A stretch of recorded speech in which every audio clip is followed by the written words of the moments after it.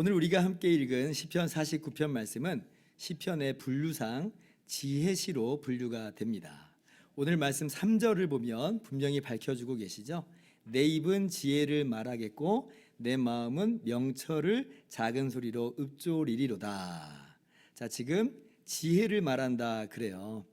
1절도 보면요, 이 지혜는 모든 사람들이 꼭 들어야 되는 것이다. 빈부귀천을 막론하고 다 알아야 하는 것이다 라고 이야기하고 있습니다. 그래서 지혜시예요. 그러면 이게 도대체 어떠한 내용이길래 모두가 반드시 다 알아야 한다는 것인가?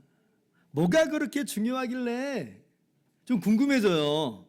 다 알아야 된다고 하니까. 그래서 오늘 우리도 귀를 쫑긋 세워서 오늘 말씀에 귀를 기울여 보도록 합시다. 첫째로 교훈하여 주시는 바는요, 오늘 말씀이 교훈하여 주신 바는 모든 사람은 죽는다라고 하는 것입니다. 이것이 바로 지혜라는 거예요. 모든 사람은 죽는다. 자, 9절 말씀 이하를 한번 봅니다. 그가 영원히 살아서 죽음을 보지 않을 것인가? 10절 같이요.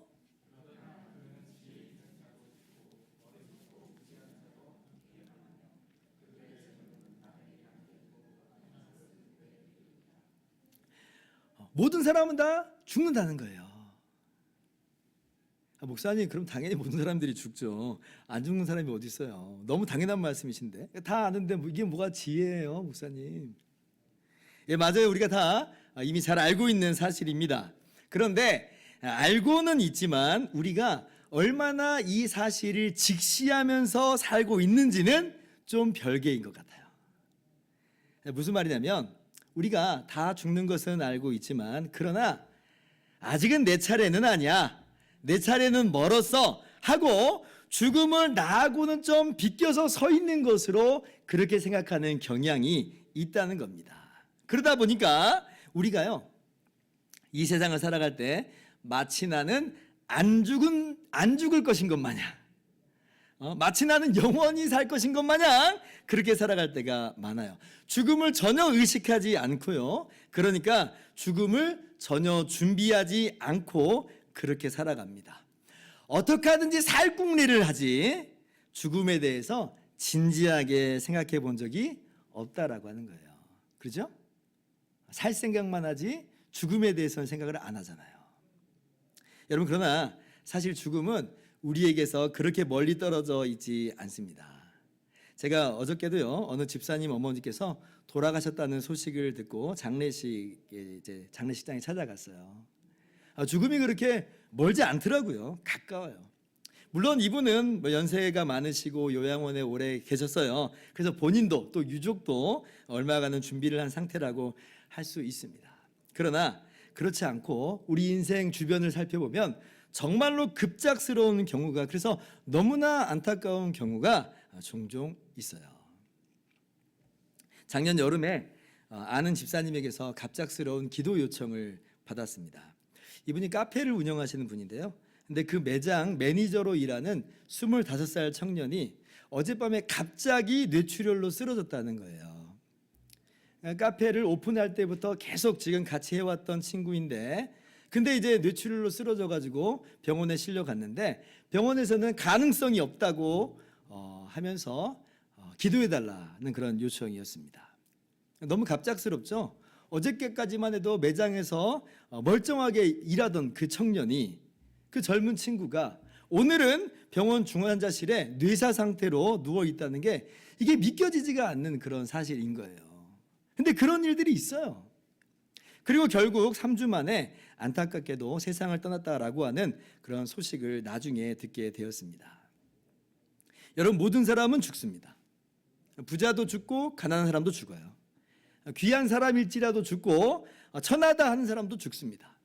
나이가 많은 사람도 죽고요, 나이가 젊을지라도 여기에서 예외는 아니에요.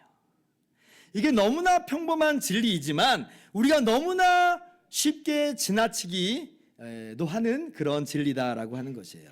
그래서 모든 사람들이 이 시간 귀를 기울여야 하는 것입니다. 전도서 7장 2절 말씀은 이렇게 교훈하여 주십니다. 같이 한번 읽어볼까요? 시작. 초상집에 가는 것이 잔치집에 가는 것보다 나으니 모든 사람의 끝이 이와 같이 됨이라. 산자는 이것을 그의 마음에 둘지어다. 산자는 이것을 그의 마음에 둘지어다. 지혜를 얻으시기를 바랍니다. 둘째로 오늘 말씀이 교훈하여 주시는 바는 죽을 때에 아무것도 가져가지 못한다라는 것입니다. 이것이 또한 지혜예요. 오늘 본문 말씀 17절을 보세요. 자, 그가 죽음에 가져가는 것이 없고 그의 영광이 그를 따라 내려가지 못함이로다. 자, 그가 죽음에 가져가는 것이 없다. 목사님 오늘은 너무 당연한 말씀만 하시는데요. 예, 맞아요. 이것도 너무나 당연한 말이죠. 예수님을 믿는 사람이나 믿지 않는 사람이나 다 같이 너무나 잘 알고 있는 보편적인 진리입니다. 자, 그러나 이것도 마찬가지로요. 우리가 알고 있는 것하고는 별개로 우리의 행동은 그와 정반대로 행하고 있을 때가 참 많은 것 같아요. 무슨 말이냐면요. 내가 가진 것에 만족하지를 못하고 더 가지려고 끝없이 욕심부리는 우리 자신의 모습을 본다는 거예요. 이 땅에서 그거 다 쓰지도 못할 건데 가져가지도 못할 것인데 우리가 그렇게 욕심을 부리면서 살아갑니다. 그리고 그렇게 살다 보니까 오히려 우리의 삶이라고 하는 것이 각박해져요. 풍요로워지고 부유해지는 게 아니라 각박하게 변해버려요. 기독교 작가이신 오인숙 교수님의 글에서 이런 내용을 읽어본 적이 있습니다. 어느 왕의 이발사가 있었어요. 이 이발사는 항상 즐거운 얼굴로 자기의 삶에 만족하면서 살았고요. 왕도 부러워할 만큼 아주 즐거운 얼굴로 휘파람을 불곤 했습니다. 그러던 어느 날 이 길을 가던 이발사가 6개의 항아리를 발견을 했는데 세상에 그 항아리 안에는 황금이 들어있는 거예요. 황금이 가득 들어있어요. 이야, 횡재가 이런 횡재가 어디 있어요? 내 인생에 이런 일이 있었으면 정말 좋겠다 이런 마음이 듭니다. 뜻밖의 행운에 꿈을 꾸는 것만 같고 너무너무 행복한 거예요. 여러분에게 그런 일이 있으면 그러지 않겠어요? 그런데 여기에 작은 문제가 있었어요. 뭐냐면 5개의 항아리에는 황금이 가득 차 있는데 그런데 6번째 항아리에는 황금이 반만 채워져 있어요. 반만. 그러니까 이 이발사가요, 그 반만 채워진 항아리에 신경이 쓰이는 거예요. 그것까지 채우고 싶어요. 그것까지 채우면 너무 좋을 것 같아요. 그러니까 그때부터 황금이 가득 채워진 이 5 항아리는 이제 눈에 들어오지 않고 뭐만 눈에 들어오냐면 날마다 반만 채워진 그 항아리만 눈에 들어옵니다. 그리고는 어떻게 하면 이 항아리를 황금으로 채울 수 있을까 고민하기 시작한 거예요. 이제 더 이상 휘파람은 불지 않습니다. 그 얼굴은 행복의 빛이 사라지고요. 불만족의 얼굴로 점점 변해가는 거예요. 어느 날 왕이 이발사의 이 초라해진 몰골을 보더니 이렇게 말합니다. 자네도 나처럼 6번째 항아리를 가지게 된 모양이군. 우리의 인생이 그렇다는 거예요. 제가 그거를 읽고 참 많은 것을 깨달았습니다. 이게 바로 우리의 인생의 모습이구나. 나는 안 그럴 것 같죠? 목사님 저는 안 그럴 것 같아요. 제가 지금 아무것도 없어서 그런 거지 나는 내가 가지게 되면 그렇지 않을 거예요. 자, 그런데 그 말을 다시 한번 생각해 보세요. 내가 가지게 되면 그렇지 않을 거예요. 우리가 평생 그렇게 살아요. 가지게 되면 안 그럴 거예요. 여러분, 우리가 그렇게 보면요 참 어리석습니다.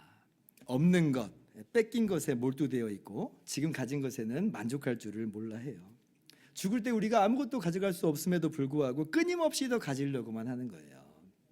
그리고 나보다 더 있는 사람들을 끊임없이 부러워하면서 비교하면서 질투하면서 그렇게 살곤 합니다.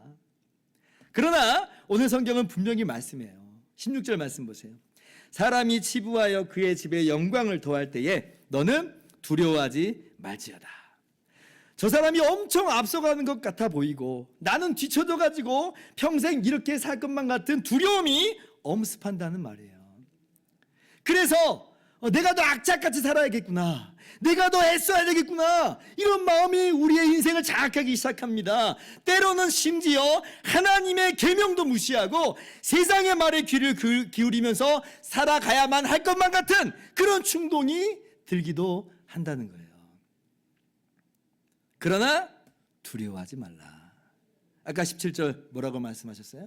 그가 죽음에 가져가는 것이 없고 그의 영광이 그를 따라 내려가지 못함이로다. 두려워하지도 말고 조바심 낼 것도 없고 부러워하거나 질투할 것도 없다는 거예요. 왜냐하면 죽을 때에 아무것도 가져가지 못하기 때문에 그렇습니다. 여러분 지혜를 얻으시기 바랍니다. 아멘이 조금 약하게 나왔네요. 지혜를 얻으시기 바랍니다. 셋째로 주시는 교훈은, 자, 이러한 죽음이 그런데 우리의 인생에 있어서 끝이 아니라라고 하는 것입니다. 이게 끝이 아니에요. 15절 말씀 봅니다. 자, 그러나 하나님은 나를 영접하시리니 이러므로 내 영혼을 스올의 권세에서 건져내시리로다. 구약 성경에 보면 스올이라고 하는 그런 단어가 종종 나옵니다. 스올은요, 넓게 보면 사람이 죽음 이후에 가는 장소를 이야기합니다. 근데 이제 좁게 보면 그 중에서도 지옥을 가리키는 표현으로 사용이 되곤 합니다. 그게 스올이라는 뜻이에요. 즉 오늘 말씀이 이야기하는 바가 뭐냐면, 사람은요 단순히 죽음으로 그렇게 끝나는 존재가 아니다라는 거예요. 죽음 이후에 죽음 너머의 세계가 있어요. 그런데 정말 많은 사람들이 이 진리를 잘 모르고 있고 또 외면하면서 살아갑니다. 미국의 여론조사 업체인 이 갤럽의 작년 조사에 따르면 천국이 있다라고 믿는 이 사람이 미국 전체 인구의 67%다 그래요. 미국은 개신교 국가잖아요. 근데 이제 67%만 천국이 있다라고 이제 그렇게 믿는다는 거예요. 우리나라 쪽 이 통계도 나왔습니다. 한국 개신교인 중에서는 69%가, 그리고 비신자 중에서는 20%가 천국의 존재를 믿고 있다라는 그런 통계를 제가 함께 보았습니다. 그래서 우리나라는 합치면 약 30%의 사람들이 천국이 있다고 믿고 있다는 거예요. 눈길이 가는 건 뭐냐면, 굉장히 많은 사람들이 사후세계를 지금 믿지 않고 있다는 거예요. 그리고 무엇보다도 안타까운 건 뭐냐면, 비신자들이 지금 그런 건 뭘 모르니까 그럴 수 있다라고 생각이 되는데요. 그런데 그 통계 한번 자세히 생각해 보세요. 우리 기독교인 중에서도 무려 30%가 천국의 존재를 믿지 못한다는 거예요. 제가 좀 충격을 받았어요. 우리 기독교인 중에서도 30%가 천국의 존재를 믿지를 못한다. 목사님, 저도 잘 안 믿어지는 걸 어떻게 해요? 제가 지금 정죄하고자 하는 마음으로 말씀드리는 것은 아닙니다. 그런데 우리가 좀 생각해 봐야 될 것은 있어요. 여러분, 천국을 못 믿겠다라고 하는 것, 천국을 안 믿겠다라고 하는 것은요, 그게 어떤 의미를 내포하고 있냐면, 예수님을 거짓말장이나 아니면 미치광이 취급하는 거하고 다를 바가 없어요. 목사님, 저는 그런 건 아니에요. 저는 그런 건 아니에요.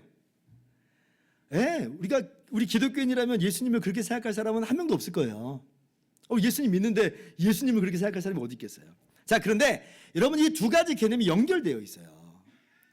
우리가 무의식적으로 지금 연결을 안 시키고 있을 뿐이지 이거는 굉장히 강력하게 연결되어 있어요. 자, 신약 성경을 보면 지옥에 대해서 가장 많이 언급하시는 분이 누구냐면 바로 예수님이세요. 무엇보다도 예수님은 죽어가는 한 사람에게 지금 너의 죽음은 끝이 아니다라고 그런 말씀을 그 사람 앞에서 대고 말씀하신 분이에요. 지금 너의 죽음은 끝이 아니야. 누가복음 23장 42절 보세요. 이르되 예수여 당신의 나라에 임하실 때에 나를 기억하소서 하니, 43절 같이 읽습니다.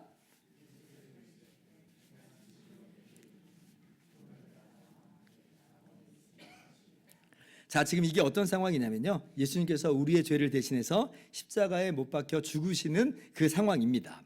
그때 예수님의 좌우편에 강도 둘이 함께 못 박혀서 죽어가고 있었죠. 근데 그때 그 두 강도 중에 한 강도가 심경에 큰 변화를 일으킵니다. 그리고 예수님을 믿게 되는 거예요. 그러면서 이 강도가 예수님께 하는 말이 뭐냐면 당신의 나라에 임하실 때에 나를 기억하소서예요. 지금 자기도 십자가에 매달려서 꼼짝달싹 못하고 죽어가고 있고요. 예수님도 십자가에 못 박혀 있는 상태입니다. 그런데 이 강도는 지금 사람이 이렇게 죽음으로 끝나는 존재가 아님을 깨달은 거예요. 무엇보다도 예수님이 죽음으로 끝나는 존재가 아니라 이 죽음 너머에 예수님의 나라의 왕으로 자리하실 것을 믿은 거예요. 예수님이 죽음으로 끝나는 게 아니라 예수님의 나라가 있어요. 그 나라의 왕으로 예수님이 등극할 것을 지금 믿는 거예요. 그래서 주님의 나라에 들어가실 때에 나를 기억해 주세요 라고 예수님께 간청하고 있는 거예요. 자, 그러니까 예수님이 뭐라고 말씀하세요?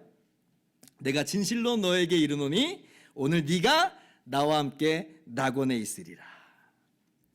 지금 명백하게 죽어가고 있는 현장인 것인데 조금만 참아. 죽으면 고통도 다 없어져. 다 끝나는 거야 라고 말씀하시는 게 아니라 오늘 네가 나와 함께 낙원에 있을 것이다. 그 누구도 부인할 수 없이 예수님은 정말 명백하게 죽음 이후의 세계에 대해서, 강도에 대해서, 죽어가고 있는 강도에 대해서 명백하게 말씀하고 있는 거예요. 네가 오늘 나와 함께 낙원에 있을 것이다. 낙원에 대해서 분명히 말씀하세요. 자, 그런데 예수님께서 이렇게 말씀하셨는데도 나는 천국이 있는지 잘 못 믿겠다라고 하는 것은 그건 예수님의 말씀을 못 믿겠다라고 하는 것이죠. 그럼 그게 뭐예요? 예수님이 지금 뭐 하고 있다는 거예요? 강도에게 거짓말하고 있다라고 지금 말하는 거하고 똑같은 얘기예요. 예수님을 거짓말하는 불로 간주하는 것이고 아니면 예수님이 지금 정신착란을 일으켰는지 라고 여기는 것에 다를 바가 아니에요. 잘 생각해 보세요. 여러분, 예수님 그런 분이라고 생각하지 않죠? 그러면 예수님의 말씀을 우리는 그대로 믿어야죠. 낙원을 말씀하셨으니 낙원은 있구나. 정말 예수님 말씀처럼 사람이 죽음으로 그냥 끝나버리는 게 아니라 죽음 이후의 세계가 있다라고 하는 것을 우리는 믿을 수가 있는 것입니다. 여러분 믿으시기 바랍니다. 지난주 목요일에 파주에 있는 이 호스피스 병동에 제가 간 일이 있었습니다. 지난주에 광고 시간에 말씀드린 것처럼 우리 장로님 형님께서 뇌종양으로 이제 시한부 판정을 받으셔서 이제 그리로 모신 거예요. 장로님께서 일주일 동안 함께 병원에서 간병하시면서 이제 복음을 열심히 전하셨습니다. 그런데 아직은 예수님을 영접까지는 않으셨다라고 하더라고요. 그래서 제가 다시 한번 복음을 전하려고 이제 찾아뵙는 거예요. 그래서 이제 병원 이 호스피스에 찾아가서 이런저런 대화를 하는데요. 권사님께서 그러셨나? 예수님 믿으시라고 하니까 아직 긴가민가해서요 이렇게 답이 돌아왔습니다. 어떤 의미에서 긴가민가라고 말씀하셨는지는 잘 모르겠지만 제 마음에 든 생각은요 이런 거였어요. 어쩌면 천국이 있는지 없는지 긴가민가한다라고 하는 그런 의미에서 말씀하신 것이 아닌가. 그런데 이제 제가 공교롭게 그날 전하려고 했던 본문이 뭐였냐면 바로 이 누가복음 23장 말씀이었어요. 그래서 분명하게 말씀드렸어요. 오늘 예수님께서 네가 오늘 나와 함께 낙원에 있으리라라고 지금 죽어가는 강도에게 말씀하셨어요. 죽음 이후에 낙원이 있어요. 사람이 죽음으로 끝나는 것이 아니라 분명하게 하나님의 나라가 천국과 지옥이 있어요 라고 이야기를 했어요.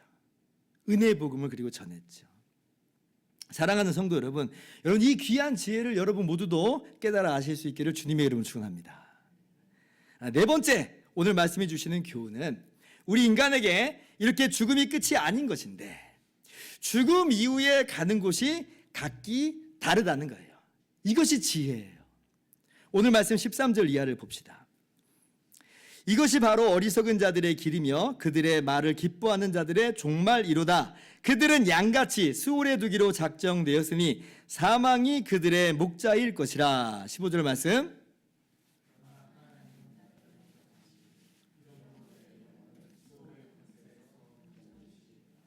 지금 두 종류의 사람이 언급되고 있고 두 종류의 장소가 지금 언급되고 있습니다.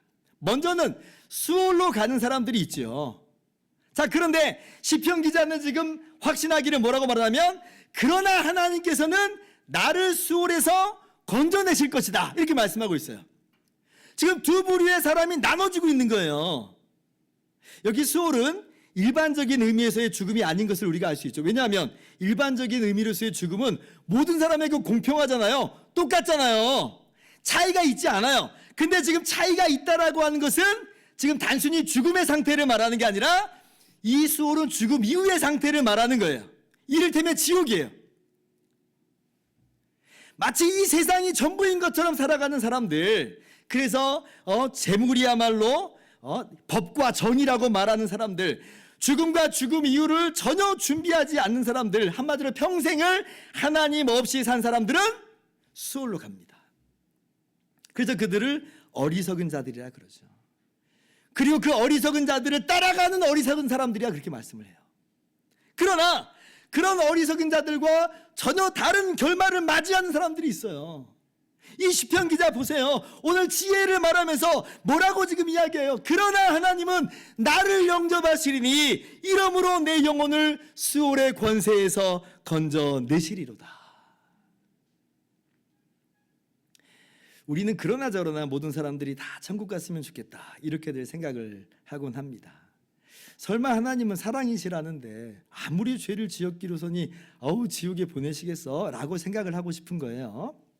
여러분, 하나님은 사랑이심이 맞습니다. 성경을 통해서 우리 가운데 분명히 보여준 진리예요. 예수님을 통해서 우리는 하나님이 정말 사랑이심을 명확하게 명백하게 알게 되었습니다. 그러나 성경이 또한 일관되게 보여주는 진리는 뭐냐면 하나님은 공의의 하나님이시다라고 하는 거예요. 하나님은 공의의 하나님이시다. 성경 말씀 몇 군데를 찾아보겠는데요. 시편 5편 4절 이하를 좀 봅시다. 제가 찾아와 봤어요. 자, 주는 죄악을 기뻐하는 신이 아니시니 악이 주와 함께 머물지 못하며 오만한 자들이 주의 목전에 서지 못하리이다. 주는 모든 행악자를 미워하시며 거짓말하는 자들을 멸망시키리이다. 여호와께서는 피 흘리기를 즐기는 자와 속이는 자를 싫어하시나이다. 자, 한번 보세요. 4절 말씀 보세요. 주는 죄악을 기뻐하는 신이 아니시다. 하나님은 의로우신 하나님이다라는 거예요. 그래서 악은 의로우신 하나님과 절대로 양립할 수 없어요.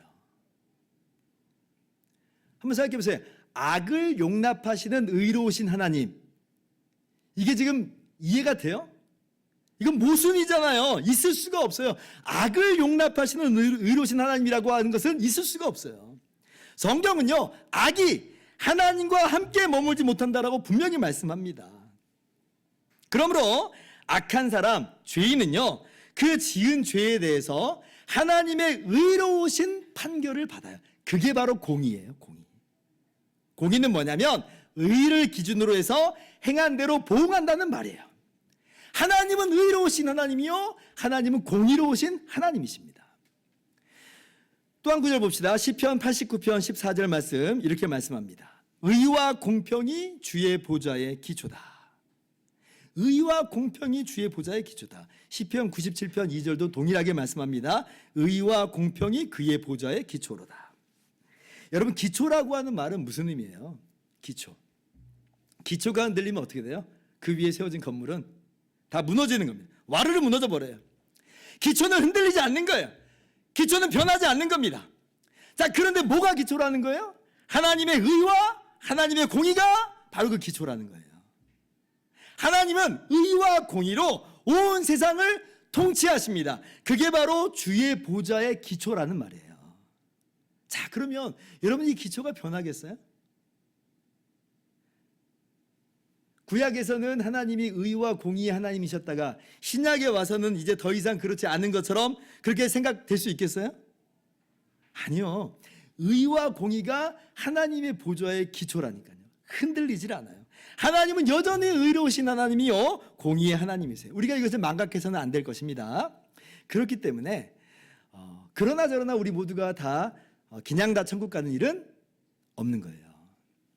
왜냐하면 하나님은 죄악을 용납하시지 않습니다. 하나님은 죄인을 그 행한 대로 벌하시는 하나님이에요.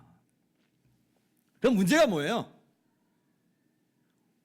우리가 문제죠. 우리 모두가 다 죄인이라는 거예요.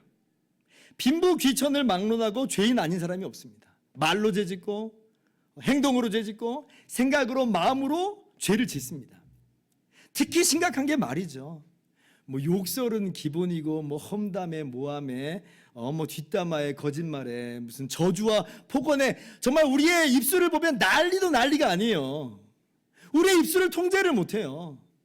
여러분, 우리의 입술도 이렇게 통제를 못하는데 우리의 마음과 생각까지 가보면 어때요? 온갖 오물과 더러움으로 가득 차가지고 나중에 이게 다 개봉된다라고 생각하면 정말 등에 식은땀이 주르륵 흐릅니다. 이거 어떻게 개봉되면 어떡하나. 선을 행할 줄 알면서도 무엇이 옳은 줄 알면서도 우리 양심을 억누를 때가 또 얼마나 많은지 몰라요. 눈을 지금 감고 모른 척 못 본 척 합니다. 근데 우리는 알죠. 근데도 모른 척 하는 거예요. 근데 성경은 거기에 대해서도 뭐라고 말씀하냐면 야고보서 4장 17절 보세요. 사람이 선을 행할 줄 알고도 행하지 아니하면 죄니라. 그것도 죄다.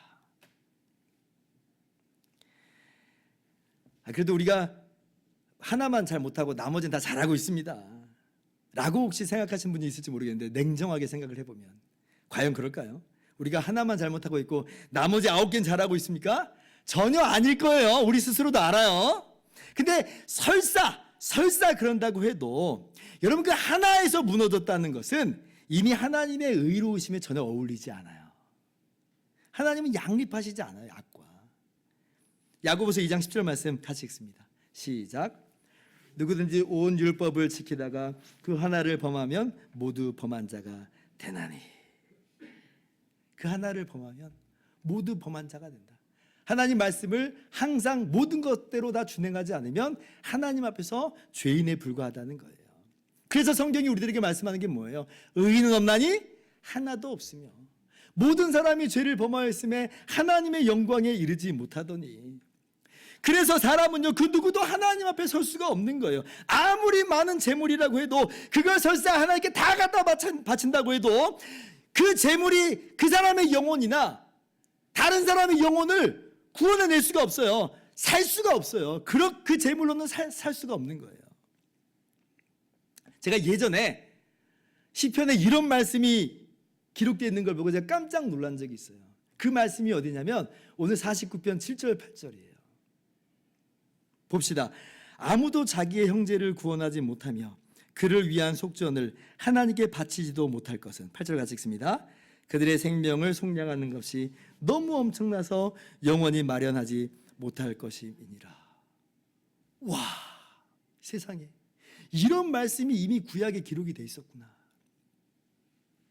사람의 생명이, 사람의 가치가 하나님의 형상으로서 짐승과는 다르게 얼마나 탁월한지를 말씀하심과 동시에 재물의 가치라고 하는 것은 그에 비해서는 보잘것이 없음을 아울러 보여주고 있는 말씀이에요.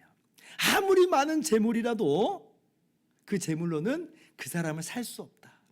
하나님 앞에서 그 죄값을 다 치러낼 수가 없다는 거예요. 죄 문제를 해결을 못해요. 사실 그렇죠. 하나님 앞에서 재물이라고 하는 것의 그 의미가 뭘까요? 재물의 비중이 어떨까요? 그것도 하나님 만드신 거 아니에요? 그죠? 근데 하나님이 다 만드신 걸 마치 사람이 다 자기 것이나 되는 것 마냥 이걸로 내가 사람의 영혼을 속량할 수 있다고 생각하는 게 이게 얼마나 우스운 이야기예요.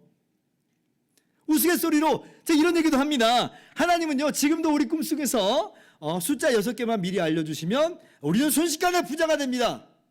1, 7, 8 매주 토요일 오후 8시 35분 기대해 주세요. 그거 한 방만 맞으면 몇십억을 그냥 받아요. 여러분 재물로는 안 되는 거예요. 안 된다는 거예요. 재물이 이 세상에선 정말 강력한 힘을 가지고 있는 것은 사실입니다. 그러나 그 재물로도 영혼을 그 죄값을 다 치러내므로 속량할 수는 없어요. 그러니 평생 재물을 의지하는 사람은 어리석다라고 오늘 말씀이 이야기하는 것입니다. 그러면 아니 재물로도 안 된다 그러고 그러면 우리가 모두 다 공평하게 죄인들이니까 하나님의 의의 심판을 받고 지옥의 형벌을 받으면 되겠구만요. 뭐 한 명도 다 예의 없이 죄인이니까 뭐 그렇지 않겠어요? 자, 그런데 오늘 시편 기자는 뭐라고 지금 이야기하고 있어요? 우리에게 정말 너무나 놀라운 지혜를 말씀하고 있는데 자신의 영혼이 스올에서 벗어난다고 이야기하는 거예요. 아니 어떻게 사람의 영혼이 스올의 영혼에서 벗어날 수 있는가? 어떻게 하나님께서 자신을 영접할 거라고 이 시편 기자는 말할 수 있는가? 오늘 시편 기자는 여기에서 더 자세한 내용으로 나아가진 않지만 우리는 성경에서 어떻게 그럴 수 있는지를 우리는 잘 알고 있죠. 아까 로마서 3장 23절 이하로 다시 한번 가보면요. 모든 사람이 죄를 범하였음에 하나님의 영광에 이르지 못하더니, 그죠? 자, 그런데 24절 뭐라고 말씀해요? 그리스도 예수 안에 있는 속량으로 말미암아 하나님의 은혜로 값없이 의롭다 하심을 얻었느니라. 아멘. 그리스도 예수 안에 있는 속량으로 말미암아.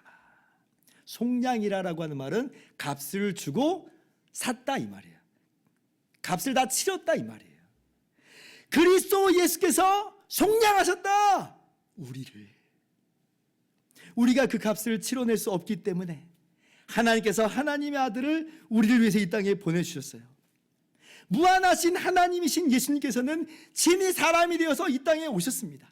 그리고 우리의 모든 죄를 짊어지고 우리를 대신해서 십자가에 오르셨어요. 우리 때문에 대신 피 흘려 죽으셨어요. 그렇게 우리의 모든 죄와 모든 저주와 모든 형벌과 모든 재앙을 다 담당하신 거예요. 그러므로 우리가 다 죄인이지만 누구든지 이 예수님을 믿는 사람은, 자기 죄를 회개하고 예수님을 나의 주와 구주로 믿는 사람은, 그렇게 성령으로 말미암아 예수님과 하나 된 사람은 거저 죄의 용서함을 받는 거예요. 왜냐하면 그와 하나가 되어주신 예수님께서 이미 죄값을 다 치루셨기 때문에 그래요. 완불됐어요, 완불. 그리고 우리 안에 거하신 성령께서 주님과 하나 된 우리 안에 남겨진 이 죄의 성품을 하나하나 지금 걷어내고 계시죠. 이건 주님께서 다시 오시는 날에 또는 우리가 죽어서 주님 만나는 날 완성되게 될 겁니다. 그야말로 우리의 모든 죄의 문제를 다 해결하신 거예요. 정말 은혜죠. 우리가 한 것은 아무것도 없는데, 우리가 할 수 있는 것도 아무것도 없는데 오직 하나님의 아들이신 예수님께서 이 모든 것을 친히 다 이루셨어요. 그래서 아까 누가복음 23절에 예수님께서 강도에게 뭐라고 말씀하셨어요? 오늘 네가 나와 함께 낙원에 있으리라. 강도가 한 게 뭐가 있어요? 강도가 할 수 있는 게 뭐가 있어요? 그러나 예수님께서는 그를 위해서 대신 십자가에서 죽어주심으로 말미암아 오늘 네가 나와 함께 낙원에 있으리라 말씀하신 거예요. 오늘 시편 말씀으로 표현을 해보면, 그러나 하나님은 나를 영접하시리니 이러므로 내 영혼을 수월의 권세에서 건져내시리로다. 여러분, 이 말씀이 꼭 누구의 고백 같아요? 강도의 고백 같지 않아요? 아마 강도의 말이 그 뒤에 기록이 되어 있다면 꼭 이 고백을 했을 것 같아요. 나 강도 맞습니다. 나 내 죄 때문에 죽어 마땅한 죄인 맞습니다. 그러나 예수님께서 나를 위해서 대신 피 흘려 죽어주시니 하나님이 나를 영접하실 것입니다. 여러분, 이러한 참 지혜를 여러분 깨달으시기를 바랍니다. 정말 예수님을 나의 주와 구주로 믿는 여러분 모두 되실 수 있기를 주님의 이름으로 축원합니다. 이제 말씀을 마칩니다. 이 지혜를 깨달은 사람은 정말 복받은 사람이에요. 그러나 깨닫지 못하는 사람은요, 그냥 먹고 마시고 싸고 자고 하는 그러한 삶에 지금 머물러 있는 것은요, 그건 짐승의 삶이나 그렇게 다를 바가 없는 삶이에요. 20절 말씀 오늘 이렇게 마무리를 하죠. 존귀하나 깨닫지 못하는 사람은 멸망하는 짐승 같도다. 오늘 이 지혜를 깨닫지 못하는 사람은 멸망하는 짐승 같도다예요. 여러분, 짐승도 먹을 것 가지고 정말 치열하게 삽니다. 동물의 왕국 보세요. 얼마나 치열하게 사는지 몰라요. 암수 쌍을 이루고 새끼 낳고 열심히 기릅니다. 짐승도 양지 바른 곳에 좋다고 볕을 즐기기도 해요. 우리의 삶이 그게 전부라고 한다면 짐승이나 우리나 무슨 차이가 있겠냐는 거예요. 그러나 우리가 오늘 지혜를 깨닫고 무엇보다도 하나님의 아들 예수님께서 죄로 인해서 영원히 멸망할 수밖에 없는 우리를 대신하여서 십자가에서 죽으심으로 우리를 구원하시고 회복시키신 것을 깨달은 우리는 이제는 다른 거예요. 우리는 멸망하는 짐승 같은 그런 존재도 아니고 그런 삶도 아닌 것입니다. 장로님 형님에게 그렇게 복음을 전했을 때 성령께서 그 마음을 열어주셨어요. 말씀을 깨닫게 하셨어요. 그래서 장로님 형님께서 예수님을 주와 구주로 믿게 됐습니다. 영접 기도를 따라서 하셔요. 얼마나 놀라운 은혜였는지 몰라요. 여러분, 이러한 참된 지혜의 말씀에 귀를 기울이시기를 바라고 깨닫고 누리고 그렇게 살아가시는 저와 여러분들 되기를 주님의 이름으로 축원합니다. 기도하겠습니다.